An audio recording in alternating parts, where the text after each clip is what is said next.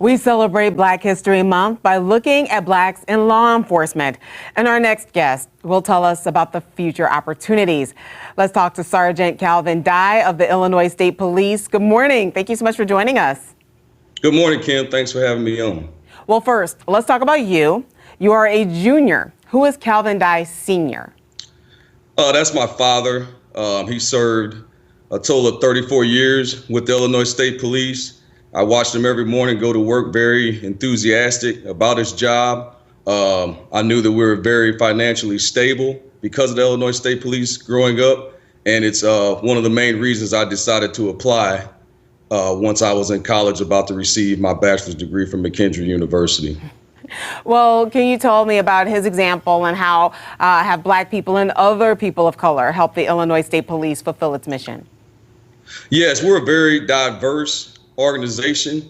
Every law enforcement agency in the country is always trying to add more and more diversity. The Illinois State Police actually hired the first African-American police officer in the United States back in 1941. We have continuous diversity training, over and over, and it's an excellent career. And I would advise all applicants and minorities to apply. If they have any questions, they can always talk to me or my dad. We will always be strong advocates of the Illinois State Police.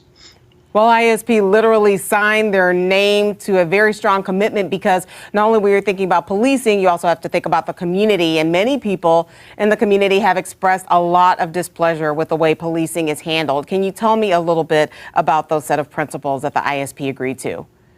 Yes, we had joined with the NAACP, 10 principles. And it was things that the Illinois State Police was already doing very well, as far as being considerate out there when dealing with the public, hearing the public's perspective. We have 4 youth camps, that start with kids, teenagers in between the ages of 13 to 17. Some of them are struggling to conform with authority. So the Illinois State Police is very big on getting out in the communities and forming those relationships early. So when they do see us, if they see us again, we will already have a rapport with them.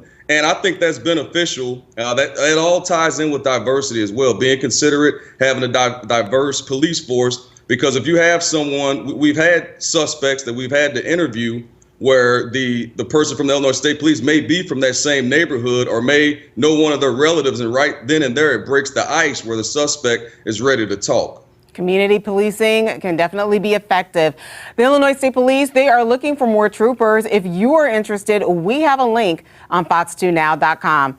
Sergeant Calvin Dye Jr., thank you so much for joining us and sharing your story. Thanks for having me, Kim.